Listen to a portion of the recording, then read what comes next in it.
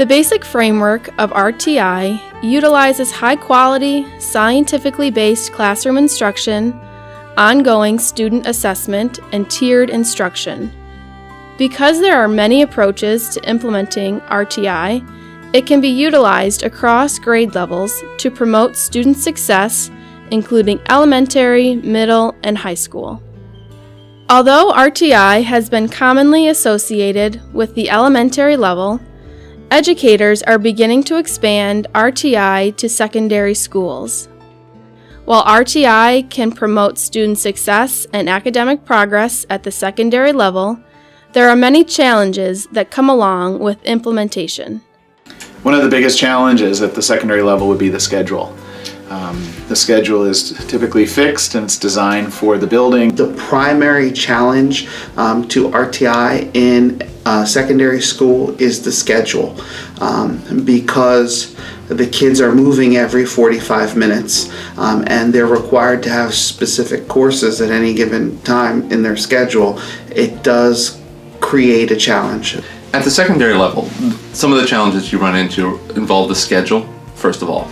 There are many more courses that are required and they're divided up into periods. So that presents a challenge in and of itself as to how do you shift around to make sure you have enough time in your schedule to provide the services that you need. So scheduling is a big part of this system, and that's why it's important to have administration on board, because they need to realize that some things might have to shift. So if we need to put an intervention time in place, the schedule might have to change. If we need to put some data days in to the schedule, then the district calendar might have to change. Because the nature of the schedule at the secondary level presents a challenge for implementing an RTI model, schools have developed a unique structure to support a three-tiered model of supports. Now we have to talk about interventions because there's a lot of misconceptions about interventions. From elementary all the way up to secondary, that interventions are kind of an activity, but really interventions should show those small intervals of growth. So finding that for the secondary level is difficult. We've treated our Tier 2 interventions, in reading in particular, like a specials class, like art or music. So it follows a similar sort of schedule to that, so that way we're able to offer it to students without having necessarily a significant impact on their schedule. So what we have done as well to sort of address that, and I grant you it's not an ideal solution, is that our students have what is called a flex period, which is kind of like a study hall every day. So we have pushed the math intervention service into that interval, so that way students then come out, because every grade level has a flex period at a different time, which means the math interventionist is available at those different times.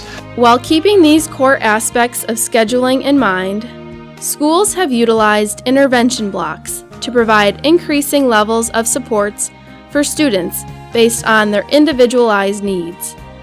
These intervention blocks supplement Tier 1 instruction, and students receive additional supports while they continue to participate in core instruction time in the classroom.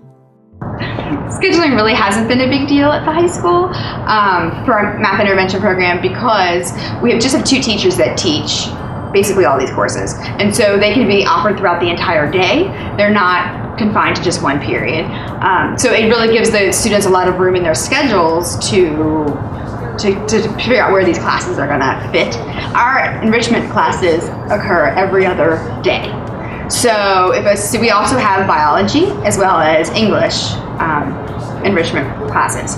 And so, for example, if they need math and biology, they might have math on even days and bio on odd days, but they would occur during the same period. So it would only take up one period in the student's schedule. The use of these intervention blocks allow for mobility between tiers, or different levels of support based on student need. Movement between tiers allows for students to receive more intensive instruction if necessary, and also allows students to exit intervention classes once they've made adequate progress. Mobility between tiers is important to appropriately meet the needs of students, and it can also help to increase student motivation. any child can move at any time. We try to have it happen. If we're going to make a big change in a student's schedule, we generally try to do it at a natural interval. It might be at a marking period. It might be the change of a unit in a particular content area, so that way we're not disrupting things. Because oftentimes we're moving them out of Tier 2, for example. If they've done well, they're moving out. We have to move them to something. Once students are placed into the appropriate interventions based on their needs, the RTI team is responsible for monitoring student data and progress. Data meetings include the teacher providing the intervention, special education teachers, school psychologist, school counselor, and also an administrator. And in our high school, the administrator that's in charge is typically the assistant principal. Data should be monitored and analyzed as a team, such as using a PLC. PLC is a professional learning community. The idea is that you have an opportunity to collaborate with your peers who are teaching the same grade level and who are teaching basically the same content. It allows you the opportunity to review lesson plans, to review academic standards, to review formative and summative assessments. All the teachers have to look at data. That's just part of their job. The teachers don't only have a prep period, they also have a PLC and team period built into their schedule. Every other day they either have a PLC or a team. That provides us with an opportunity to help our instructional coach get in with some of those PLCs or those instructional teams to really help teachers understand what their data is a little bit more. The secondary model tends to engage in things like PLCs a lot. So the teams already have embedded time where they're meeting together.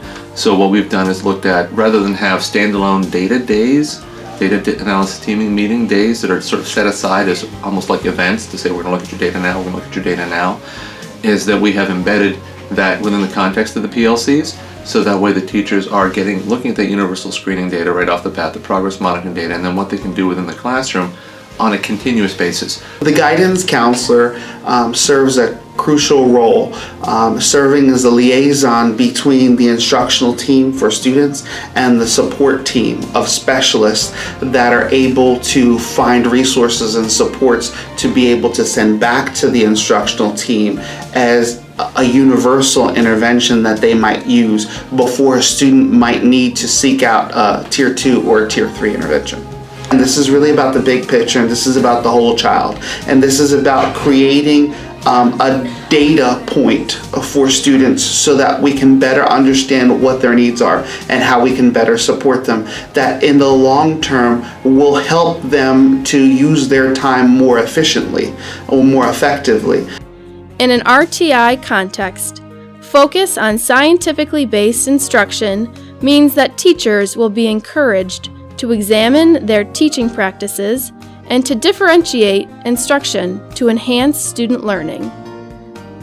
While RTI can be effective at the secondary level and holds promise for addressing the challenges teachers face in educating adolescents, teachers may be hesitant or skeptical in accepting a change in their approach to instruction.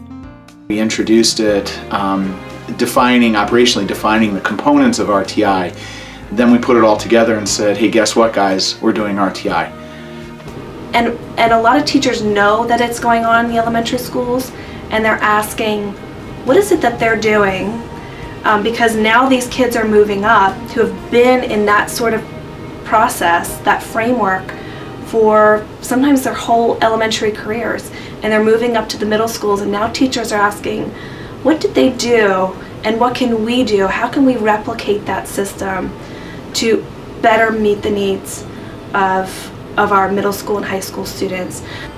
A lot of teachers are hesitant to jump on board, but if we can say, you know what, there's another school in this region who is using RTII MTSS at the secondary level, let's take a field trip over there and let's see what they're doing. That has been extremely helpful. A lot of our folks have really bought into the idea of primary prevention and seeing RTI as being a great idea in that we're working with students before it becomes an issue. Although implementing RTI at the secondary level is complex and challenging, It is possible. My suggestion for beginning a process of implementing RTI at the secondary level is to plan slowly, but not delay. The planning needs to include all relevant players. So anyone that might be involved with the RTI process at the high school should be involved from the very beginning. If you're going to make the commitment to implement RTI at the secondary level, you need to make the full commitment, which means everything's on the table for potential change. That includes your staffing patterns as well as your schedule. I would really encourage people to start small. Oftentimes, schools will want to jump in with all 3 tiers, doing reading and mathematics interventions, and at some points they actually try to add in the behavioral component as well. It's just too much.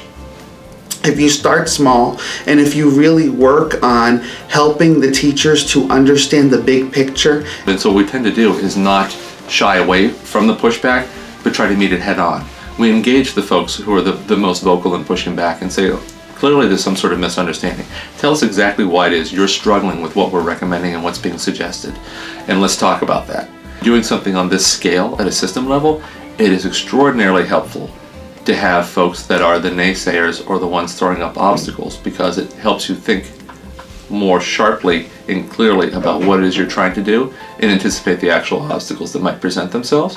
And if you can meet people where they are and basically share with them that you understand the frustrations that they're feeling, you know they have many priorities and you certainly respect where they're at, but you have to look at the whole operation, not just one particular class. People tend to get that.